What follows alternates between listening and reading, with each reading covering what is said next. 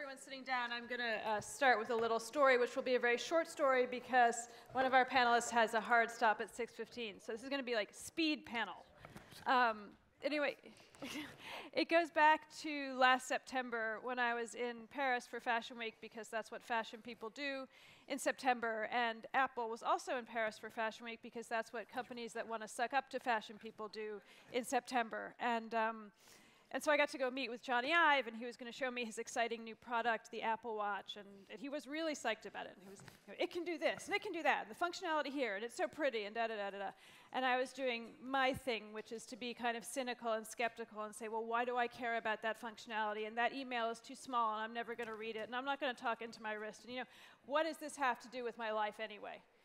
And he said, because I think he was getting a little sick of me, he said, look, we actually have no idea how you're going to use this. We really don't know. We know it's going to be important. We really think it's going to be important, but we really don't know.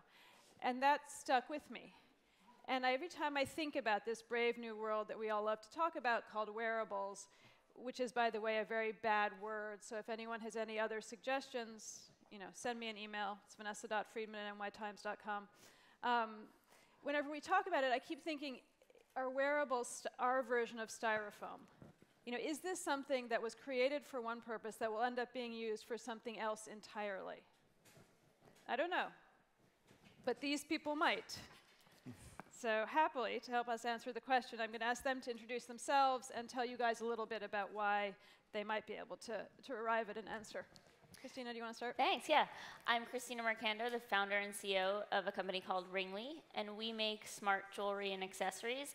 The first product that we introduced last year is a cocktail ring that connects to your phone, and it will vibrate and flash a little color when you're getting certain notifications. So it's not about getting every notification. We give the user control over what notifications they want to see come through. So it's whatever is important to you. And it's meant to be like a little personal assistant telling you when your next meeting is coming up, or when your Uber car is arriving, or when you have a really important phone call.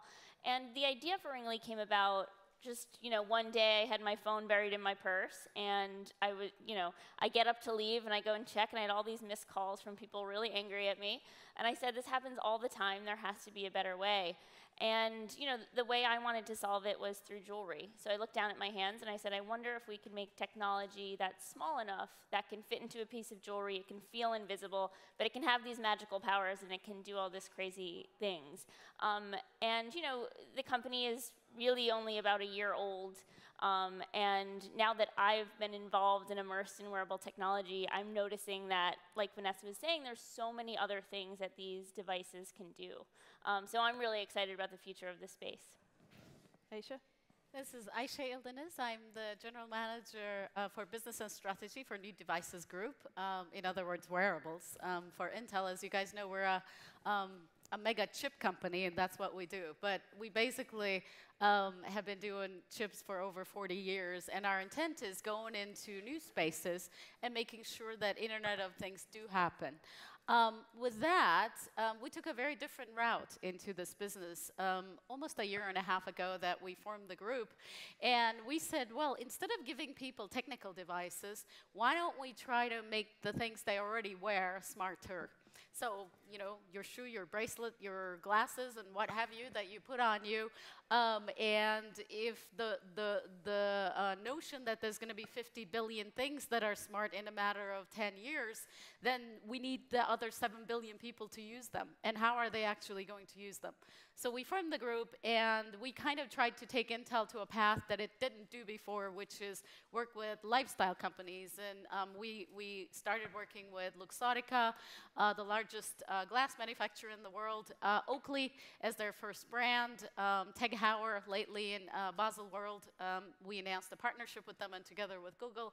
And what I'm wearing in my hand is Mika, one of the first things we put out to the market, which is a smart bracelet, but it's designed by Opening Ceremony, which is a fashion house in New York City, and sold at Barney's, which is a department store or a retail store, which is pretty different than what we traditionally did so far. But ultimately, our intent is to bring these very small chips and very smart, little chips that are going to go everywhere in the things you normally wear every day, and that's our intent. That's what I'm trying to do with my team.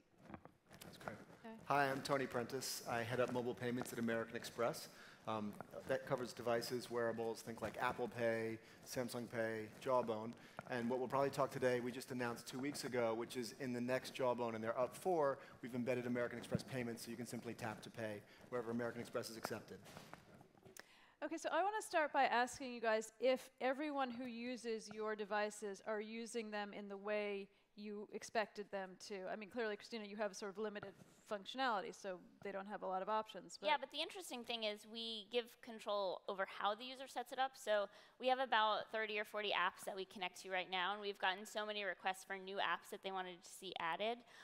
Things like, Dropbox or Slack, or things that they use every day that are more notifications-based that they want added. And we do get requests for crazy functionality sometimes, too.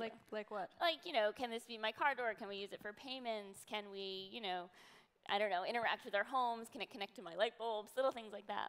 So, I mean, is that actually the future of wearables? Are they going to be simply a sort of like a super controller for the Internet of Things? I mean, do you think that's where this is going? So just personally for me, I think that's the million-dollar question, and I think we're all trying to find out. And so there's people going after fitness trackers, people going after watches, after notifications. I don't think any of us know exactly where it's going to go, but I do feel like some of these small, seamless experiences will really change how things are. So let me just give you one story.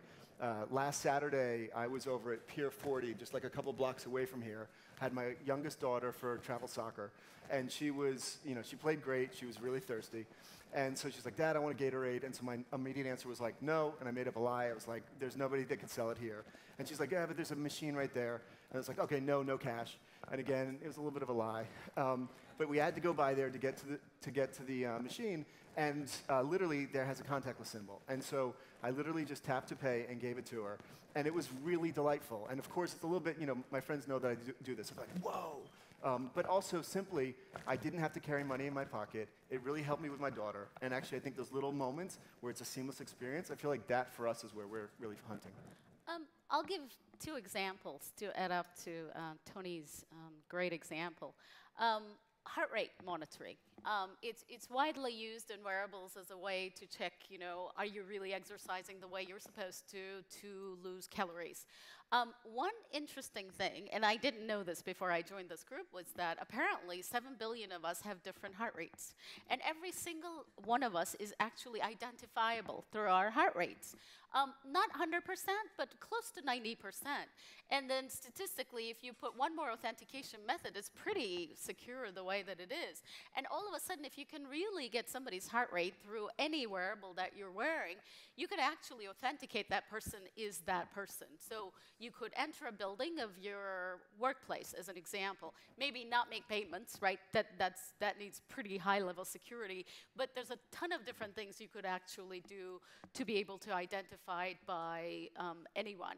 The other little example is when we did Mika, it was geared towards, of course, we did it with a design house. It's a notification method. It's a communicator is how I would call it. I tend to use it with my loved ones because it has a 3G and it takes SMS, and I'd like to just communicate with them over this thing rather than my normal phone. But our team in India, and this I think is the big deal that none of us have explored yet, took it, and they're actually looking at a method, and they did a proof of concept with it. There's a harassment issue, and there's a woman safety issue in India, to turn it into actually an alarm type of device, where if something goes wrong, you tap a button, and then the police and your loved ones and a bunch of other people know about it, and they know exactly where you are through the geofencing capability. People get alarmed exactly where you are. So I think the big thing, the next big thing in my view, is that we keep using these things for sports and fitness and lifestyle and what have you to communicate, but we still haven't used them to fix the problems in the emerging world, to fix the issues of the elderly, the health applications. There's so many different ways that this can turn into, that I think it's going to open up a whole different world out there. But so how do you find out what those ways are? I mean, are you essentially just like making a giant bowl of spaghetti and heaving it at the wall and you're like, oh, that one's stuck, let's go with that? Or, and can you even afford that, even if you're a giant company like Intel? I mean, if it's all guesswork or kind of testing, is there a limit to it? And is there a way to kind of reduce the variables or the questions, whether it's coming from consumers in as opposed to companies out, or another way? I mean, I'll talk about our way, which is we chose the way of partnerships. We said, Oakley knows better. They're the ones who work with the athletes every day that need to wear the sunglasses when they're bicycling, as an example. Or we said we'll work with opening ceremony to learn from them the type of the women who would wear it as a fashion accessory, but how do they live their lives? And one of the most fascinating, eye-opening things was one of the very first times we sat together, we actually were thinking about the display being at the top. They said, no women we want to sell this to want anybody to know that it's actually a smart thing. Just like what you have, it looks like a normal ring and you think it's an accessory. So they said, can you please hide it? So we chose to put it inside rather than the outside. So I think it's these at least the way that we chose is they know their customer. They've been doing this for hundreds of years. There's something that exists out there. Rather than a technology company trying to understand it, we learn their usage and use it is how we're looking at it.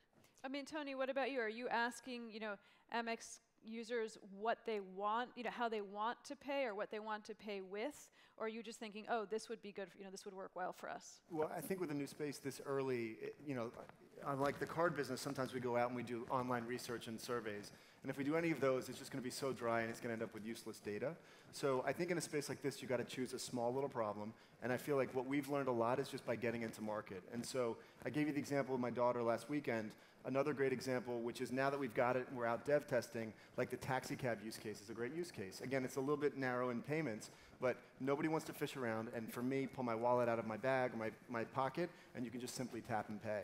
So I feel like as this space evolves, having real-world use out there, especially because it's so tactile, is like the way to go at it. And all we're looking for is, are there little customer problems that we can solve? What about problems that could arise? I mean, it seems very dangerous to me to be able to waive your wrist at a payment and pay for things. I mean, I just feel like people could get into a lot of trouble that way. It's good. But this is the point, right? So if I just put this in like a one line and send that out, we get a lot of that. I feel like then we get into it and we play around. And so there's a couple things we did literally as you find stuff like that. So first off, specifically with Jawbone, the number here is different than the number in your pocket. The second thing is Jawbone never sees your data. It hits my servers. It never hits their servers.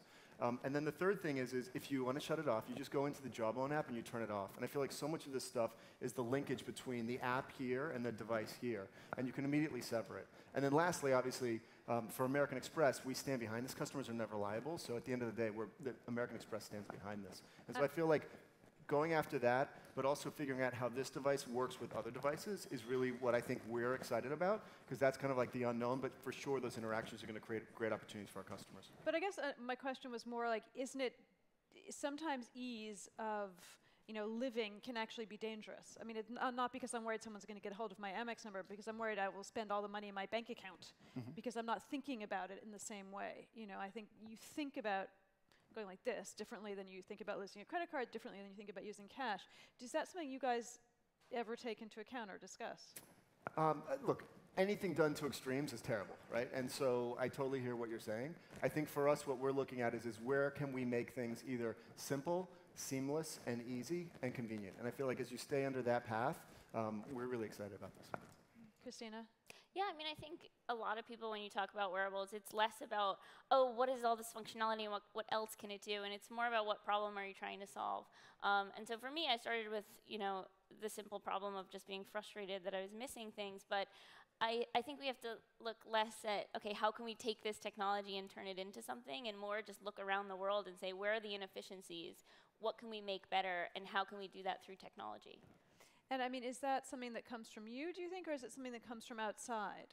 I mean, as a designer, it just comes from observance, just observing the world around you and seeing, like, for me, I lost my Metro card the other day. I'm like, oh God, I had so much money on that Metro card. If only I had, my ring as my Metro card, I never lose this. So it's, like looking around and figuring out how can we solve some of these problems and fit it seamlessly into your life. I mean, Ayse, one of the questions I have for you, because you do work with a lot of, luxury brands and designers, is that often I think, entrenched companies who have been doing something for a long time tend not to think about how they can do things really differently. So is it actually productive to be working, say, with, like the biggest sunglasses house in the world, because they are really good at what they do, but they do what they do, and maybe would it not be more productive to someone who was really thinking out of the box in a completely different way? As I said, the New York Times did a conference in December, and we had a battery guy come and talk, and it was mostly to a bunch of luxury executives in the audience, and he said to them, batteries don't have to look like this. They don't have to be little round or square things that you stick in something. So, I can make batteries that do many different things. What do you want your stuff to do? And everyone in the audience went, they really had no idea. So, yeah. I mean... Yeah. I'll give the great example, and Brian at the luxury conference gave it. This thing actually was a rectangle the first time we did it, right? And we brought it to opening ceremony, and they almost had a heart attack. They said, go away. Nobody will wear it the way that it is. And the engineers that we are, we're like, no, it's not bendable. What are you talking about? It's going to break. So together, we pushed them and they pushed us, which was so fascinating, because in their eyes, this had to be thin, it had to be light, it had to be round, and this is the way that women would want it. And for us, as you know, the simplest, most wonderful way to lay down electronics is just flat is the best way it gets. So, I think jointly we just kept on pushing the limits of the physics, and that's where the learning happens. If anything, again, in Silicon Valley, I'd like to think we just think and talk to each other a lot, but not to the outside world. So, and maybe for them the same thing, right? And they never have to worry about. Another one is that the first design they sent us was actually all metal, all around metal, because it fit their brand better. And of course, there's a 3G radio in here. There's no way it's going to work if it's all metal, right? So we had to go back. We had to redesign the thing, and it's mostly carbon right now. And there's accents that make it look like it's metal, and it's gold-plated in some places, but it isn't. So there's, I think, huge learning curve from understanding the consumer usage model perspective for us as a technology company, and exactly for them that, there's actually engineering possibilities that are not, you can't just do them. Can so you talk it's that interaction. Talk a little bit about your button. Sure. We're currently working on a wonderful little platform. We call it Curie, after Madame Curie. We wanted to make sure after Galileo and Edison, we pick a woman inventor this time. So, and Curie is, it's very small. And the first time we showed it a ton of times, the samples now, and it's going to be coming out this year, it's particularly done for anything that you want to make smarter. The first time we put it, it was a little button on a jacket that our CEO wore, and it was doing the most simplest thing, which was it was counting your steps, is what it can do. It can do much more intelligent things than just counting steps, but that was the way to show. It's very simple. It has Bluetooth LE on it. It has, charging capability. It's this fantastic, small, very intelligent little chip that our hope and wish is that all these companies and the creators, innovators, like Ringley and everybody else, will not have to have an engineering department of 100 people who have to code, who have to design electronics and silicon and what have you. Rather, they take this, and together what we call is the IQ modules, which are little small intelligent softwares that you just make it with a couple of people, and that's the whole intent of it. Then I think the real innovation will occur, rather than this thousands of people, big companies like us or our competitors going into this and saying, this is what the consumers should wear. You folks yourselves will be able to design, this is the type of shirt, or this is the type of smart little thing I want to put on my face, and then the world will be much more fun. As long as they have a deal with you. Us or, anybody else who can do it. So has anyone come to you and had an idea of what to do with that? Oh gosh, there's probably 1,000 different people we've been in touch with since. I mean, it is all the way from, a very intelligent little house cleaner that knows exactly where you're standing and you can, engineer it to do at certain hours of the day when nobody's in there. It goes out and sweep the floor to all the way that we did an intelligent dress by an artist. Anouk from Denmark did it. And every time you get close to the dress, it just comes out and throws its clothes at you because it has it has a proximity sensor on it. So it's just a way, it's a piece of art to show what all these intelligent things can do. I mean, could it be a payment system? Could someone put it on their suit, their sort of their collar and go just like ping? Absolutely. I'd have to understand. Would you want to do that? Potentially. Yeah. And Christina, can you think of anything you would do with a Yeah, size? I think Bluetooth Low Energy was an important invention over the past couple years, and it's enabled so many things to become smarter. And I think this just pushes the limit even further. And for me, when I come from a software background, so jumping into this, I didn't know a ton about the hardware, and you have to build a team of a lot of different people with a lot of different skill sets. You need electrical engineers, mechanical engineers, industrial designers, and software engineers, and anything that can kind of break down those barriers and make it a little easier, I think is really good for the category at large. Okay, so where is it going? What's next? I mean, how are you going to sort of move it to the next stage? I mean, I think for us, as you start with commerce and you start to look at how can we make all those interactions better, I feel like first you start with like a seamless experience. I'm super excited about some of the things where you have data on the phone versus this. A real simple example of that is, I'm in a taxi cab, I tap, I get how much I just paid in my phone, which is little. And then as we kind of learn our way into this, at American Express, if you have a platinum card, you could call our concierge, set up dinner, and literally you're going down, you're taking a cab, and you could have your thing beep you and say, if you got out, you could actually get 500 more steps. And so there's a whole bunch of stuff as we get smarter and as we figure out what data we want to put where and the interactions thereof that I think can just make customers' lives just a little bit simpler. But at the moment, I mean, everything is dependent on the wrist. All the examples you gave are wrist-based. Yep. Is that really the best thing? And if not, what would be better? Well, I don't think it has to be wrist. I don't think it's form factor specific. I think there's a couple things, right? One is as phones get bigger, like the jogging use case just changes, and actually wrist is a great place for that, right? So like my phone is getting bigger and bigger and bigger. There's no way I'm running with that. But this way I can literally go for a run. And again, we love it. You could go to a pharmacy and boom, get a water. And so I don't think it has to be this form factor, but I think as some devices go some ways, I think it'll become really obvious where the other devices need to go. I think today the whole discussion is revolving around the device. And I believe that as things get more intelligent, the paradigm will shift. We showed a little device that you put in your ear last year, and it's always on, always listening, and it basically does artificial intelligence and computing at all times. It theoretically would know, and I believe this is the future, which is there's speech recognition, artificial intelligence, history recognition, which it knows exactly what you've been doing the past 40 years or 20 years or the past hour for that matter. And then I'll give you the example. What it did was it knew that you were driving to work because it knew the route you were following, and it knew it was your mother's birthday, and it prompted you without saying anything to say, you are going to be late to work if you actually go that route, so change it. By the way, it's your mother's birthday. There's a florist on the way from work that you can stop by. And by the way, if you want to order it, tell me now, I can do that. So this is really complicated. It takes enormous amount of computing power, and we have many years to get there, right? It said that in your ear? Yes, you just put it, it was like a little earpiece. They're called Wearables.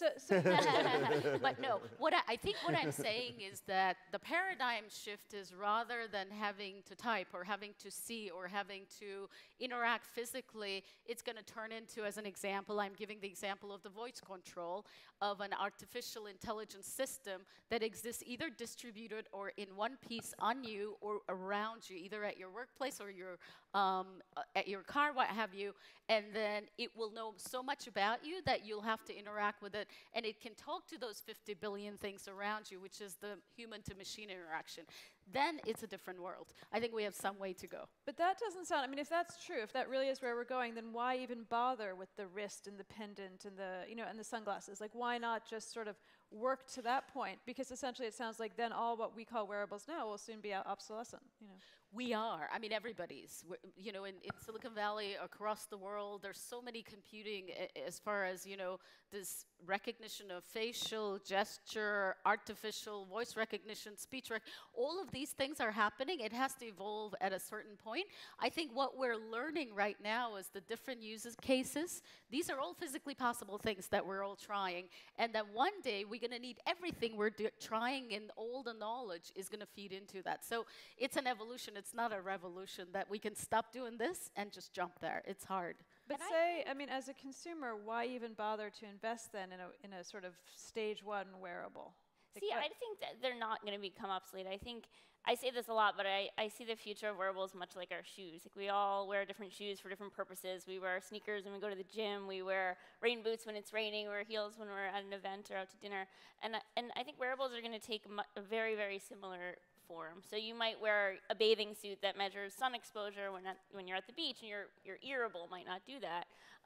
You know, you might wear a shirt that measures heart movements while you're at the gym. So I think it's going to be clothing at the end of the day, and the clothing is going to do different things and interact with our environments in different ways and not become obsolete. Yeah, I agree. And I also think we can't jump to like sprinting at 1,000,000 miles an hour. I feel like we got to walk through this. And I feel like the way to focus it is just, are there really simple ways to make customers' problems solvable? And I feel like that's the right journey for all of us. And I know just one finding we've found as we've been dev testing the Jawbone is, what's interesting is customers who use it in a store tend to then use that same form factor. And so a lot of this is also about like customers have behaviors, and once behaviors get set. And so I feel like we got to work through this, and that's going to be the journey. Okay, last question. Can each of you talk about the next literal wearable you're about to bring to market? Well, we're doing new form factors and designs, so we're working on bracelets and new ring styles right now. We're working on developing glasses with our partner, as well as bringing different you know, form factors in terms of watches with our partners this year. What are the glasses going to do? Oh, come on.